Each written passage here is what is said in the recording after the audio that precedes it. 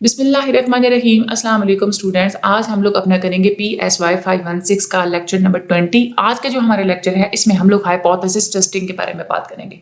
आप लोग जब एक दफ़ा हाइपोथेसिस बनाते हैं तो फिर आपने उसको टेस्ट भी करना होता है। उसमें कौन कौन से मेथड्स होते हैं, स्टेप बाय स्टेप ये प्रोसीजर चलता है। जो आप लोगों ने पिछले लेक्चर में अपने पास पेज रखा था फार्मूलाज वगैरह लिखने का, वो भी आप अपने पास पेज वगैरह रख लीजिए। मैं आप लोगों को साथ साथ जो है वो नोट डाउन करवाती जाऊंगी। ठीक है, हम लोग चलते हैं अपने आज के लेक्चर की तरफ। वीडियो को एंड तक देखिएगा और सब्सक्राइब लाजमी कर दीजिएगा। हाइपोथेसिस टेस्टिंग सबसे ज्यादा इंपॉर्टेंट इन्फरेंशियल प्रोसीजर है। हमने ये कहा था ना कि हम लोग इन्फरेंसेस ड्रॉ करते हैं ना। इन्फरेंशियल स्टेटिस्टिक्स क्या होती है कि आप लोग अपने डेटा की बुनियाद पे पॉपुलेशन के बारे में आप लोग इन्फरेंसेस ड्रॉ कर रहे होते हैं, आप लोग कंक्लूड कर रहे होते हैं। ठीक है, अब जो डिटेल है हाइपोथेसिस को टेस्ट करने की, वो सिचुएशन टू सिचुएशन डिफरेंट होती हैं, लेकिन जनरल जो प्रोसेस होता है हाइपोथेसिस को टेस्ट करने का वो एक जैसा ही रहता है। ठीक है, तो आज के जो हमारा लेक्चर होगा इसमें हम लोग जनरल प्रोसीजर पढ़ेंगे हाइपोथेसिस को टेस्ट करने का। इसमें हम लोग जी स्कोर्स के कंसेप्ट को भी यूज करेंगे, प्रोबेबिलिटी के कंसेप्ट को भी यूज किया जाएगा, और सैंपल मीन्स की जो डिस्ट्रीब्यूशन होती है उसके कंसेप्ट को भी यूज किया जाएगा। और इन सारे कंसेप्ट को यूज करने के बाद एक नया स्टैटिस्टिकल प्रोसीजर बनाया जाएगा जिसको हम लोग बोलते हैं हाइपोथेसिस टेस्ट। ओके, ये आप लोगों का एमसीक्यूज है कि हाइपोथेसिस टेस्ट में कौन कौन से प्रोसीजर्स या किन किन प्रोसीजर्स का कॉम्बिनेशन यूज होता है। तो ये जो तीन चीजें हैं ना, ये वाली तीन चीजें, ये आप लोगों ने अपने माइंड में रखनी है अपने एमसीक्यूज के लिहाज से। अब आगे चलते हैं। हाइपोथेसिस टेस्ट होता क्या है? एक स्टैटिस्टिकल मेथड जिसमें सैंपल का डेटा ही इस्तेमाल किया जाता है हाइपोथेसिस को इवेल्युएट करने के लिए पॉपुलेशन के बारे में। हमेशा जो हाइपोथेसिस आप लोग बनाते हैं ना अपने रिसर्च के शुरू में, वो आप लोग सैंपल के बारे में नहीं बनाते, आप पॉपुलेशन के बारे में बनाते हैं। सैंपल को फिर आप लोग बाद में कलेक्ट करते हैं। ये खैर यहाँ पे स्टेप बाय स्टेप सारा आप लोगों को बताया भी जाएगा। सैंपल से जो आप लोग डेटा कलेक्ट करते हैं उसी को इस्तेमाल करते हुए आप लोग पॉपुलेशन के हाइपोथेसिस को इवेल्युएट कर रहे होते हैं। अब इसमें स्टेप्स क्या है? सबसे पहले आपने क्या करना है, पॉपुलेशन के बारे में एक हाइपोथेसिस लिखना है। हाइपोथेसिस में आपने आपका जो कंसर्न है वो पॉपुलेशन पैरामीटर होने चाहिए। यानी कि आपने ये नहीं देखना कि भाई आपने सैंपल की स्टेटिस्टिक्स का सिर्फ ताल्लुक नहीं देखना होता हाइपोथेसिस के साथ, आपने ये देखना है आपका जो हाइपोथेसिस है उसका ताल्लुक पॉपुलेशन पैरामीटर के साथ होगा। पूरी की पूरी पॉपुलेशन के बारे में आप लोग क्योंकि हाइपोथेसिस बना रहे होते हैं। फॉर एग्जांपल आप ये हाइपोथेसिस बनाते हैं कि जो अमेरिकन अडल्ट्स होते हैं उनका थैंक्स गिविंग से लेके और जो न्यू ईयर्स डे होता है हर साल, इन दिनों के दरमियान जितने भी अमेरिकन अडल्ट्स हैं उनका वजन 7 पाउंड एवरेज जो है वो बढ़ जाता है। ठीक है, अब आपने ये हाइपोथेसिस बना दिया। हाइपोथेसिस आपने बना लिया, अगला स्टेप क्या होता है कि आपने सैंपल को सिलेक्ट करना होता है। सैंपल हम लोग हाइपोथेसिस को इस्तेमाल करते हैं, हम लोग हाइपोथेसिस को ही इस्तेमाल करते हुए हम लोग ये देखेंगे कि हमें किस किस कैरेक्टरिस्टिक्स का सैंपल चाहिए। जाहिर सी बात है आपको हाइपोथेसिस से पता चलेगा ना कि भाई आपको सैंपल किस किस्म का चाहिए, उसमें कौन कौन से कैरेक्टरिस्टिक्स होनी चाहिए। तो आपने जो हाइपोथेसिस बनाया था उसकी बुनियाद पे आप ये कहेंगे कि हमें वो सैंपल चाहिए जिनका जो वेट गेन है, हम लोग ने प्रिडिक्ट क्या करना है कि एवरेज वेट गेन जो पॉपुलेशन का वो कितना होता है, 7 पाउंड होता है। तो हमने सैंपल वही लेना है जिनका जो वेट गेन है वो अराउंड 7 पाउंड जो है वो बढ़ना चाहिए, हमारा सैंपल वो होना चाहिए। ठीक है, तो सैंपल जो है वो पॉपुलेशन की बिल्कुल सिमिलर होना चाहिए, लेकिन हमेशा उसमें कोई ना कोई अमाउंट ऑफ एरर आपने एक्सपेक्ट करनी है। हमेशा उम्मीद होती है, अमाउंट ऑफ एरर तो हमेशा होती है सैंपल को सिलेक्ट करने में।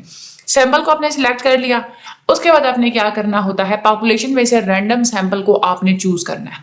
यानी कि आपने एक दफा सैंपल की कैरेक्टरिस्टिक्स को पहले बता दिया, आप लोगों ने रैंडम सैंपल को चूज किया। कैसे चूज किया? आपने सैंपल इकट्ठा किया, 200 आपने अमेरिकन अडल्ट्स को चूज कर लिया, उनका आपने एवरेज वेट चेंज आपने फाइंड आउट किया कि थैंक्स गिविंग से लेके और न्यू ईयर्स डे तक उनके जो वेट है वो कितना चेंज होता है। ठीक है, फाइनली आखिर में आपने क्या करना है कि सैंपल का जो आपने डेटा इकट्ठा किया उसकी बुनियाद पे आपने क्या करना है, देखना है कि जो हाइपोथेसिस जो चीज प्रिडिक्ट कर रही थी वो चीज, ठीक है, और सैंपल का डेटा आपस में कंपेयर हो रहे हैं नहीं हो रहे, में डिफरेंस है, मतलब सेम है या डिफरेंट है।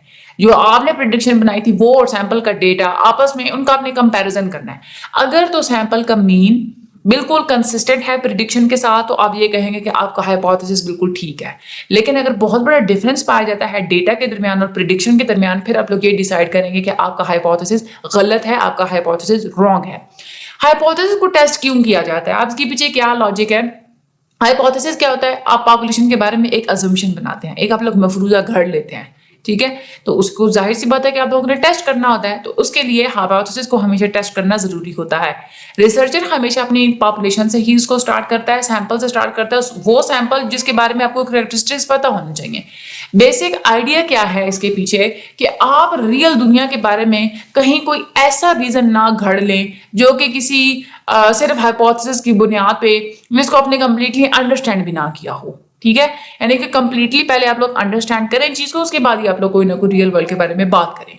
आप लोगों की डेटा के अंदर जो आप लोगों ने पैटर्न्स को ऑब्जर्व किया हुआ होता है, उनको आप लोग फिर कंपेयर करते हैं उस दुनिया के साथ जो आप लोगों ने हाइपोथेटिकल दुनिया बनाई होती है, यानी कि जो एग्जांपल्स की दुनिया बनाई होती है, अपना जो हाइपोथेसिस आप लोगों ने बनाया होता है, उसमें जो आप लोगों ने प्रेडिक्शंस घड़े हुए होते हैं, उसके साथ आप लोग अपने डेटा को क्या करते हैं, कंपेयर करते हैं। अगर वो मैच नहीं कर रहे तो आप लोगों के पास, आपको पता फिर चल जाता है कि आपका जो डेटा है उसके अंदर कोई ना कोई डाउट्स पाए जाते हैं, या तो आपके डेटा के बारे में आपको डाउट होगा, या तो आप लोगों के हाइपोथेसिस के बारे में डाउट होगा कि आपका हाइपोथेसिस जो है वो क्या है, रॉन्ग है।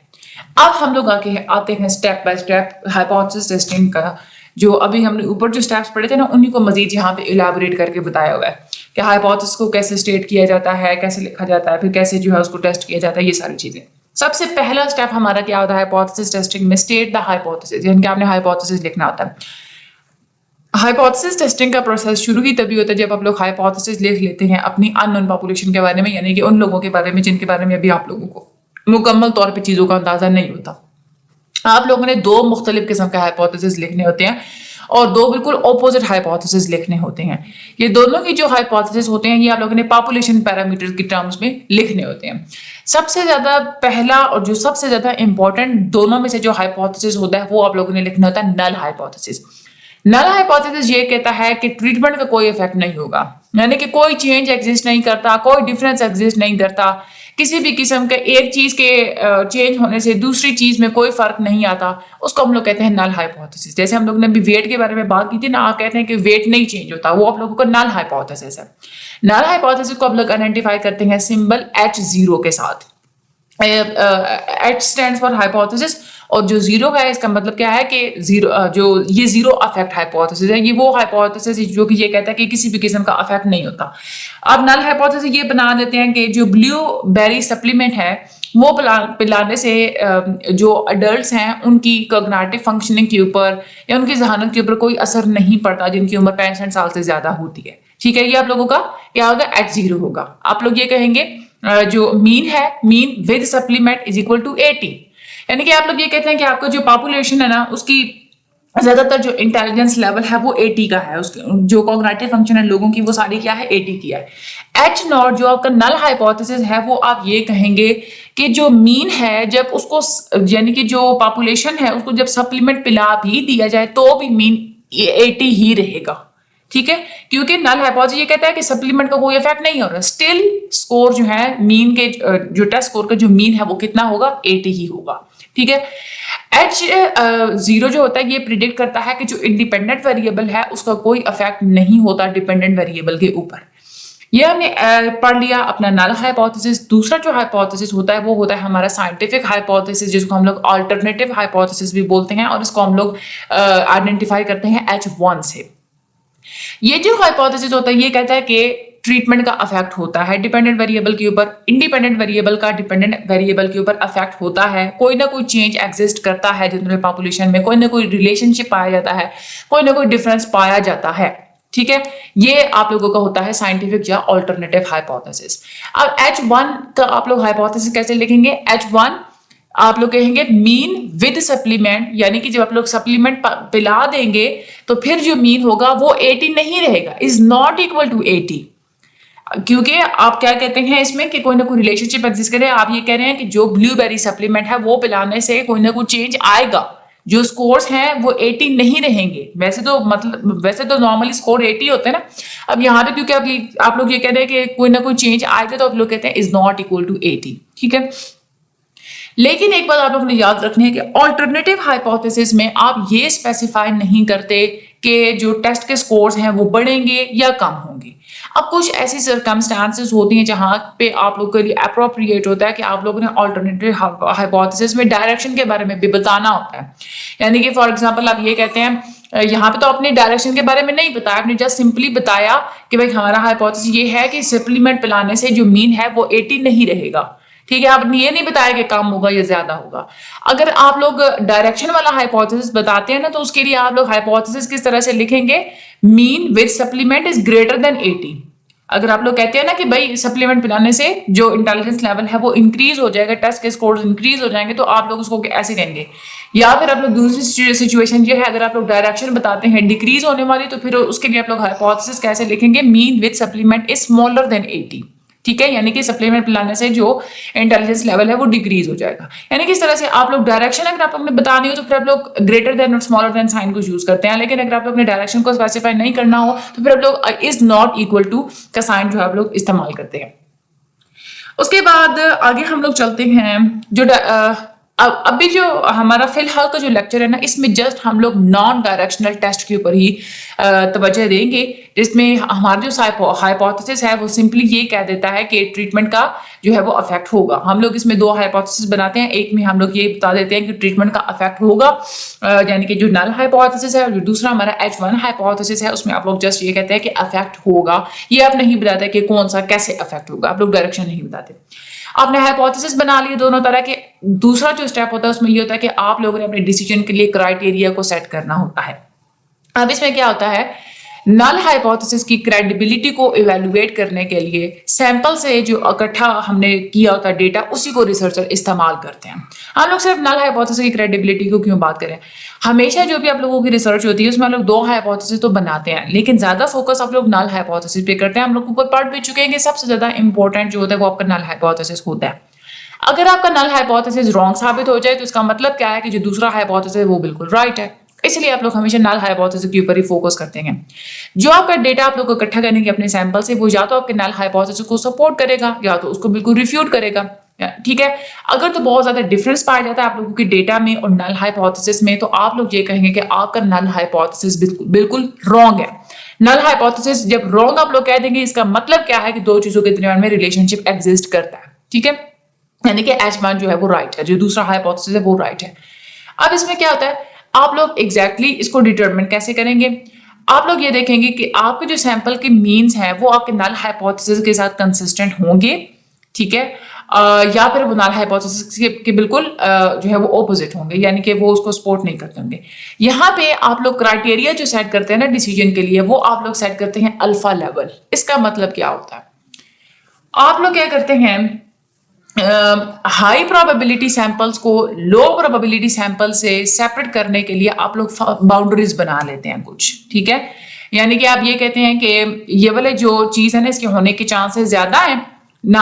आप फॉर एग्जांपल मैं आपको इजी वर्डिंग में कहती हूँ, आप ये कहते हैं कि जो नल हाइपोथेसिस है हमारा, इसके यहाँ पे दुरुस्त साबित होने के चांसेस ज्यादा हैं, और यहाँ पे नल हाइपोथेसिस के दुरुस्त साबित होने के जो चांसेस हैं वो कम हैं। ठीक है, तो इसके लिए आप लोग बाउंड्रीज बना लेते हैं, लो प्रोबेबिलिटी की और हाई प्रोबेबिलिटी की।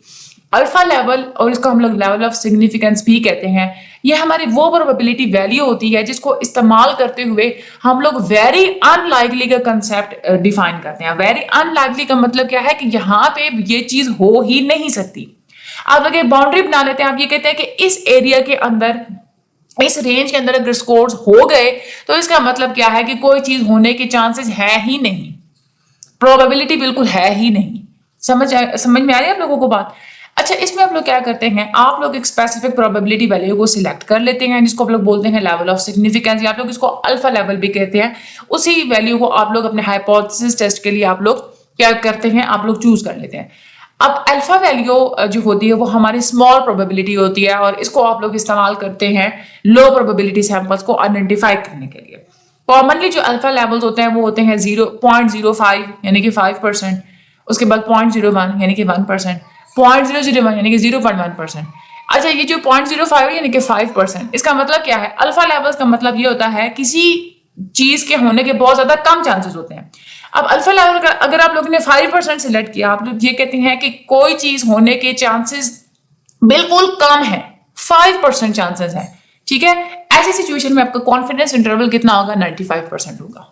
ठीक है, अल्फा लेवल आपको बताता है किसी चीज के ना होने के चांसेस 5%। आप कहते हैं कि ये किसी चीज के ना होने के चांसेस 5% है, वहां पे किसी चीज के होने के जो चांसेस होते हैं ना वो आपके 95% होते हैं, यानी कि आपका जो कॉन्फिडेंस इंटरवल होता है ना वो आपका 95% होता है। ठीक है, अच्छा यहाँ पे आप लोग इस ग्राफ को देखें, आप इस तरह से एक बाउंड्री बना लेते हैं, आप दो क्रिटिकल रीजन रखते हैं, एक ये वाला और एक ये वाला। ठीक है, ये दोनों जो रीजन होते हैं ना ये होते हैं आप लोगों के एक्सट्रीम्स होते हैं। ठीक है, ये वाले जो दो रीजन्स होते हैं यहाँ पे आप लोग क्या करेंगे कि यहाँ पे बहुत ज्यादा आप कहते हैं कि हमारे सैंपल की बहुत ज्यादा कम प्रोबेबिलिटी है कि यहाँ पे वैल्यूज एग्जिस्ट करें इन क्रिटिकल रीजन्स में। ठीक है, लो प्रोबेबिलिटी वैल्यू यानी कि वैल्यूज के यहाँ पे आने के बहुत ज्यादा कम चांसेस हैं। अगर आप ये कहते हैं ना कि हमारी जो वैल्यूज हैं उनके यहाँ पे इन रीजन्स में आने के बहुत कम चांसेस हैं, तो इसको आप लोग कहेंगे कि आपका जो एच नॉट है, जो नल हाइपोथेसिस है, वो ट्रू है। ठीक है, और ये जो दरमियान वाला रीजन होता है ना, आप ये कहेंगे कि इस एरिया के अंदर हमारे स्कोर्स के आने के चांसेस बहुत ज्यादा हैं, तो ही आपका जो है वो जो नल हाइपोथेसिस है वो ट्रू है। आप मतलब क्या हुआ इस बात का, आप इस तरह से एक क्रिटिकल रीजन को आप लोग बना, ये समझना बहुत ज्यादा इंपॉर्टेंट है। आप ये कहते हैं अगर हमारा हाइपोथेसिस ट्रू है तो हमारी जो वैल्यूज हैं उनके यहाँ पे आने के चांसेस ज्यादा हैं, और ये जो क्रिटिकल रीजन है ना यहाँ पे आने के चांसेस बहुत ज्यादा कम है। ठीक हो गया। अब होता क्या है कि अगर आप लोग टेस्ट अब डेटा इकट्ठा करते हैं, आप लोग ग्राफ में जो है ना उसकी जितनी भी आपकी स्टैंडर्ड डिविएशंस वगैरह जी स्कोर्स वगैरह आप लोग लिखते हैं। ठीक है, अगर आप लोगों की डेटा की वैल्यूज आ जाती हैं इधर इधर और इधर, इसका मतलब क्या है कि आपकी ज्यादा वैल्यूज इधर आ गई। आप तो ये कह रहे थे कि यहाँ पे आने की प्रोबेबिलिटी बहुत कम है तभी हमारा नल हाइपोथेसिस ट्रू होगा, लेकिन उलट हो गया साहब, यहाँ पे तो वैल्यू ज्यादा आ गई क्रिटिकल रीजन्स में, तो इस वजह से आप लोग क्या करेंगे, आपका जो नल हाइपोथेसिस है वो रॉन्ग साबित हो जाएगा। ठीक है, इसी तरह से ये जो दरमियान वाली जो एरिया ना सारा, इसमें अगर आप लोगों की वैल्यूज आ जाती हैं सारी, तो आप लोगों का जो नल हाइपोथेसिस है वो क्या हो जाएगा, ट्रू हो जाएगा। अब जो बिल्कुल एक्सट्रीमली अनलाइकली वैल्यूज होती हैं जिनके आने के बहुत कम चांसेस होते हैं, इनको हम लोग कहते हैं अल्फा लेवल्स, और इसी को हम लोग क्रिटिकल रीजन, ये वाले जो ये वाले होते हैं हमारे क्रिटिकल रीजन, ये जिनको हाईलाइट किया ना, ये इसी को हम लोग अल्फा लेवल कहते हैं। ये हमारे डिस्ट्रीब्यूशन के बिल्कुल टेल पे पाई जाती हैं, एक्सट्रीम वैल्यूज होती हैं, और ये वो वैल्यूज होती हैं कि जो अगर आ जाए उसका मतलब क्या है कि हमारा जो रिजल्ट है वो हमारे नल हाइपोथेसिस के साथ कंसिस्टेंट नहीं होगा। अगर हमारा नल हाइपोथेसिस ट्रू है तो इसका मतलब है कि इन रीजन्स में वैल्यूज के आने के चांसेस बहुत ज्यादा कम हैं। वेरी अनलाइकली का मतलब ये होता है कि चीज नहीं हो सकती, होने की बहुत कम चांसेस होते हैं। अब रिसर्च स्टडी से जो डेटा आप लोग लेते हैं उससे आप लोग सैंपल मीन कैलकुलेट कर लेते हैं, और अगर आप लोगों के सैंपल का जो मीन है वो आ जाता है आपके क्रिटिकल रीजन के अंदर, तो आप ये कंक्लूड करेंगे कि आपका जो डेटा है वो आपके नल हाइपोथेसिस के साथ कंसिस्टेंट नहीं है, तो इसीलिए आप लोग नल हाइपोथेसिस को रिजेक्ट कर देते हैं। ठीक है, आपका जो क्रिटिकल रीजन होता है इसमें एक्सट्रीम सैंपल वैल्यूज होती हैं, ये हम लोग पहले भी बात कर चुके हैं। अच्छा, ये बस यही बात है यहाँ पे लिखी हुई कि ये वाला जो क्रिटिकल रीजन है ना, इस वैल्यू से इस साइड पे आप मूव करते जाएंगे, यहाँ पे हमारी वैल्यू होती है 1.96। ठीक है, और यहाँ पे भी है हमारी 1.9, ये -1.96 है, और ये क्या है +1.96। अब +1.96 से ज्यादा की अगर बड़ी वैल्यू आपके पास आ जाती है तो भी आपका नल हाइपोथेसिस रिजेक्ट हो जाएगा, क्योंकि वो क्रिटिकल रीजन के अंदर आ जाएगा। इस तरह से ये -1.96 से कम की वैल्यू इस साइड पे कम होगी ना, इससे कम की वैल्यू अगर आ जाती है तो भी आप लोगों का जो नल हाइपोथेसिस है वो रिजेक्ट हो जाएगा। आपने क्या किया, अपने सैंपल से डेटा इकट्ठा किया, सैंपल का मीन आ जाता है 3 आ गया, तो 3 क्या है, 1.96 से बड़ा है, वो कहीं इधर आके कहीं आ रहा होगा, इसका मतलब क्या है, आपका नल हाइपोथेसिस रिजेक्ट हो गया। अगर आप लोगों का सैंपल का मीन आ रहा है 1 कहाँ पे आएगा, 1 आएगा यहाँ पे। अब देखें यहाँ पे हाई प्रोबेबिलिटी वाली जगह है वैसे भी, तो यहाँ पे अगर आ जाए तो उसका मतलब क्या है कि आपका जो सैंपल का जो आपका जो मीन है, आपका जो डेटा है वो कंसिस्टेंट है आप लोगों के नल हाइपोथेसिस के साथ, तो आप लोग अपना नल हाइपोथेसिस क्या कर लेंगे, एक्सेप्ट कर लेंगे। आगे हमारे पास तीसरा स्टेप क्या होता है कि आपने डेटा को कलेक्ट करना होता है और सैंपल की स्टैटिस्टिक्स को आप लोगों ने कंप्यूट करना होता है। आप लोगों ने जो भी डेटा अपना इकट्ठा किया होता है उसको आप लोग एप्रोप्रिएट स्टैटिस्टिक्स की मदद से पहले समराइज करते हैं, सैंपल मीन को कैलकुलेट करते हैं। ये यहाँ पे फिर रिसर्चर के लिए पॉसिबल हो जाता है कि वो अपने सैंपल के मीन को नल हाइपोथेसिस के साथ क्या करेगा, कंपेयर करेगा। ये हाइपोथेसिस की मेन स्टेप होता है कि आप लोग अपने डेटा को हाइपोथेसिस के साथ कंपेयर करते हैं। कंपेयर आप लोग कैसे करेंगे, आप लोग जी स्कोर्स आप लोग कैलकुलेट करेंगे, ठीक है, और आप लोग फिर ये देखेंगे वो जी स्कोर आप लोगों की सैंपल की मीन को एग्जैक्टली कहाँ पे लोकेट करते हैं इस ग्राफ के अंदर। ठीक है, उसके बाद आप लोग क्या करेंगे कि आप लोग ने जो सैंपल मीन्स इकट्ठे किए हुए होंगे उसकी बुनियाद पर आप लोग देखेंगे कि आपका नल हाइपोथेसिस ट्रू है या गलत है। और उसके बाद अगर आप लोगों का नल हाइपोथेसिस ट्रू है तो इसका मतलब क्या है कि आपने जितने भी सैंपल के मीन इकट्ठे किए उसका पूरे का पूरा जितना भी सेट बन रहा है सैंपल मीन्स का उन सब के ऊपर ट्रीटमेंट का कोई इफेक्ट नहीं है। नल हाइपोथेसिस अगर ट्रू हो तो क्या कहेंगे कि ट्रीटमेंट का कोई इफेक्ट नहीं होता।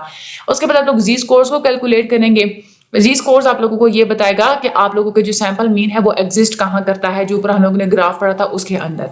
इसको कैलकुलेट करने का फार्मूला क्या आता है, फार्मूला लिख लें, z is equal to m minus ये जो मीन है ये और डिवाइडेड बाय ये जो होता है हमारे पास सिग्मा m। ठीक है, अब m क्या है, सैंपल मीन, यानी कि आप सैंपल मीन लेंगे माइनस उसमें से आप लोग क्या करेंगे नल हाइपोथेसिस। ये जो माइक्रो है ना ये वैल्यू ये आप लोगों ने अपने नल हाइपोथेसिस से आप लोगों ने जो है वो मेजर की हुई होगी, ये हम लोग आगे चल के भी देखते हैं।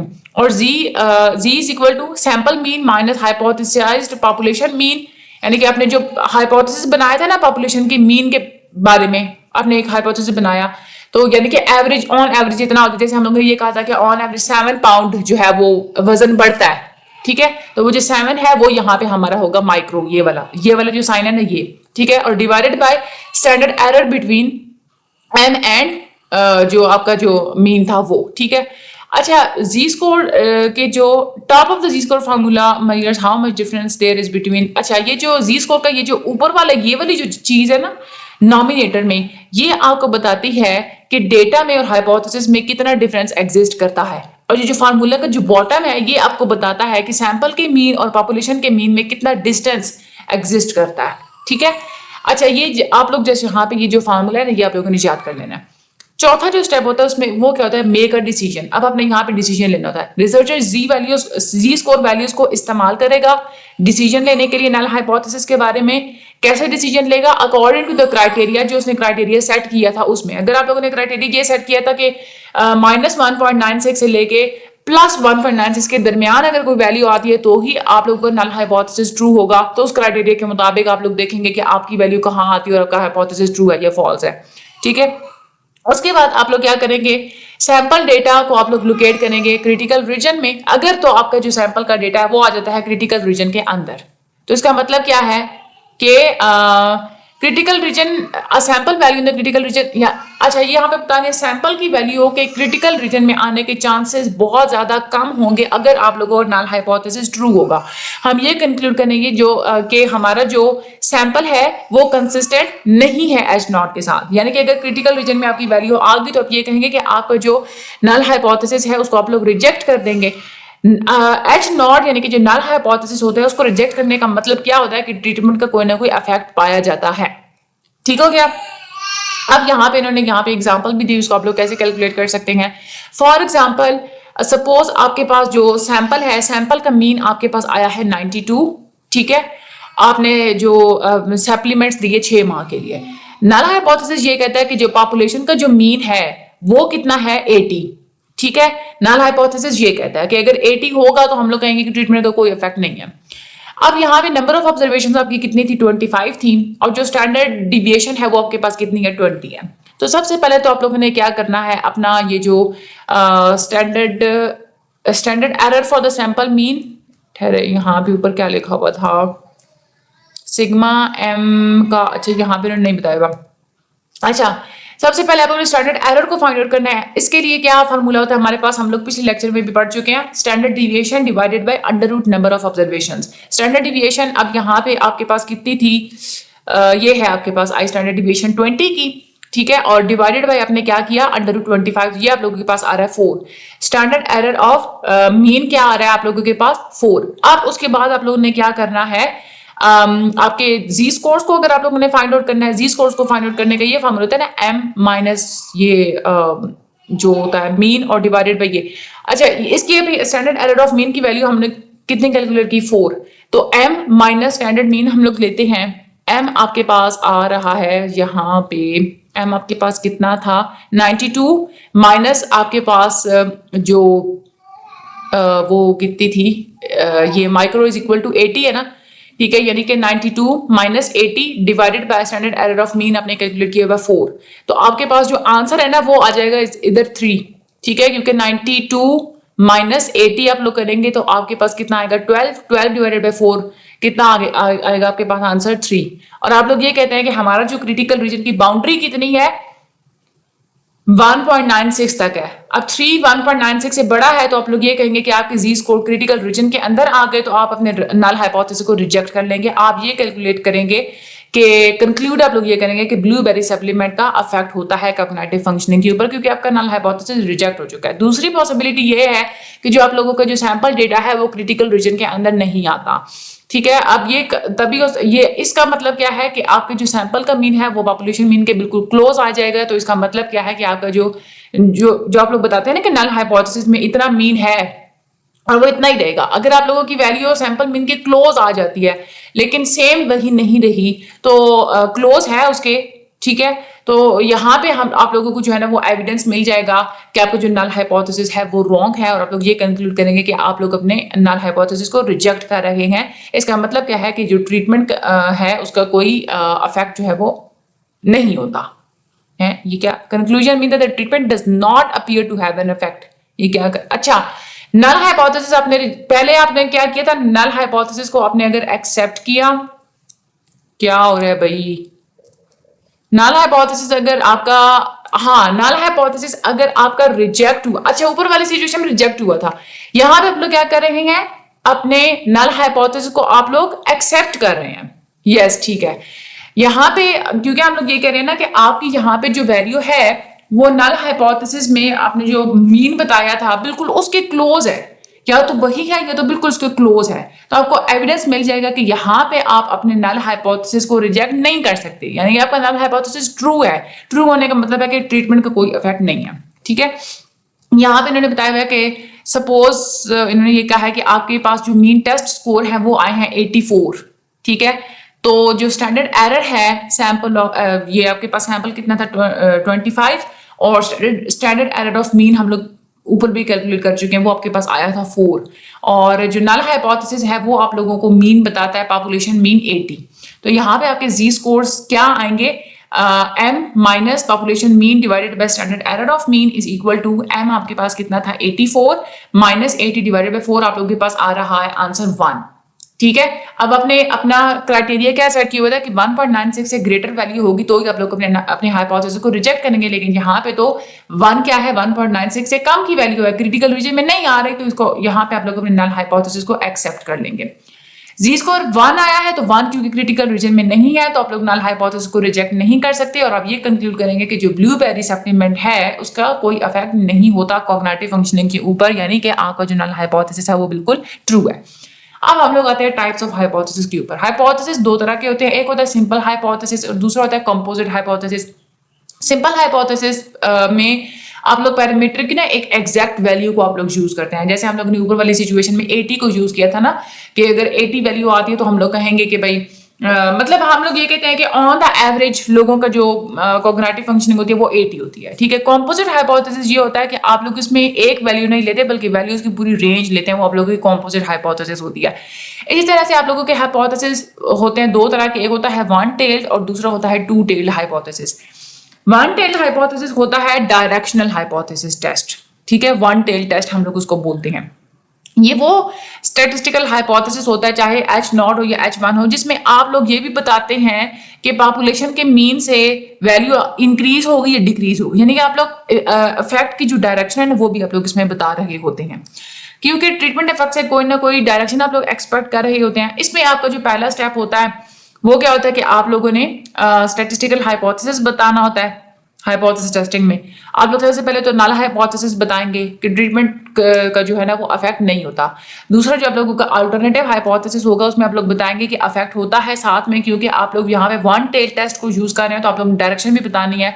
फॉर एग्जाम्पल ये कहते हैं कि ब्लूबेरी सप्लीमेंट जो है उससे टेस्ट के स्कोर जो है वो इंक्रीज हो जाएंगे, तो इससे आप लोग क्या करेंगे हाइपोथेसिस बनाएंगे। H0 क्या होगा, test scores are not increase, और H1 क्या होगा, टेस्ट स्कोर्स आर इंक्रीज्ड। ठीक है, अब डायरेक्शनल हाइपोथेसिस को अगर आप लोग सिंबल्स की फॉर्म में एक्सप्रेस करें, ये मैं आप लोगों को ऊपर भी पहले भी बता चुकी हूँ। यहाँ पे क्योंकि हम लोग ये कह रहे हैं कि टेस्ट के स्कोर्स इंक्रीज होंगे, तो आप लोग ये कहेंगे H1 क्या है हमारा, population mean is greater than 80, ठीक है। और जो हमारा हाइपोथेसिस होगा, नल हाइपोथेसिस, वो क्या कहेगा कि हमारा पॉपुलेशन मीन ग्रेटर देन 80 नहीं जाएगा, या तो स्मॉलर देन 80 होगा या तो इक्वल देन 80 होगा। तो smaller than and equal to 80, इस तरह से आप लोग अपना नल हाइपोथेसिस लिख लेंगे। जो टू टेल हाइपोथेसिस टेस्ट होता है इसको हम लोग नॉन डायरेक्शनल या टू साइडेड टेस्ट बोलते हैं। और इसमें ये होता है कि अगर टेस्ट अफेक्ट्स दोनों डायरेक्शंस में हों। टू टेल टेस्ट आप लोग परफॉर्म करते हैं, सिग्निफिकेंस और क्रिटिकल लेवल को आप लोग दो टेल्स में डिवाइड कर देते हैं। जैसे हम लोगों ने ऊपर वाली सारे एग्जाम्पल मैंने ग्राफ में देखे थे ना, कि आप लोग टू क्रिटिकल रीजन्स को आप लोग देख लेते हैं। इसमें आप लोग ये कहेंगे H0 जो है वो ये कहेंगे कि ट्रेनिंग का अफेक्ट नहीं होता परफॉर्मेंस के ऊपर। M is smaller than and equal to population mean। और जो H1 है उसमें आप जस्ट ये बता देते हैं कि जो ट्रेनिंग का अफेक्ट जो है वो परफॉर्मेंस के ऊपर होगा। आप लोग ग्रेटर देन का साइन नहीं इस्तेमाल करेंगे, आप जस्ट यही कहेंगे कि M is not equal to population mean। अब अगर हम लोग कंपैरिजन करें, डिफरेंस क्या है वन टेल और टू टेस्ट के दरमियान, जब हम लोग उसको रिजेक्ट नल हाइपोथेसिस को रिजेक्ट करने के लिए इस्तेमाल करते हैं। वन टेल टेस्ट आपको ये बताता है कि आपने नल हाइपोथेसिस को तभी रिजेक्ट करना है जब सैंपल के मीन और जो पॉपुलेशन का मीन है, इन दोनों के दरमियान जो डिफरेंस है वो बहुत कम हो। लेकिन जो टू टेल टेस्ट है वो आपको ये कहता है कि जो डिफरेंस है वो ज्यादा होना चाहिए, और इसमें आप लोग डायरेक्शन को भी नहीं देखेंगे, ठीक है। ये इतनी सी बात थी इसमें आप लोगों की टाइप्स ऑफ हाइपोथेसिस लॉन्ग के हिसाब से बहुत इंपॉर्टेंट है। हाइपोथेसिस टेस्टिंग के जो स्टेप्स हैं, ये सारे की सारी हेडिंग्स आप लोग कर लीजिएगा, ये बहुत ज्यादा इंपॉर्टेंट है। और बाकी जो फार्मूलाज थे एक दो, वो आप लोग अपने पास नोट डाउन कर लीजिएगा। इंशाल्लाह अगला जो हमारा लेक्चर नंबर 21 होगा उसमें आप लोग मजीद बात करेंगे। वीडियो को आगे शेयर लाजमी कर दीजिएगा, चैनल को सब्सक्राइब कर दीजिएगा। Thank you so much and Allah हाफ़िज़।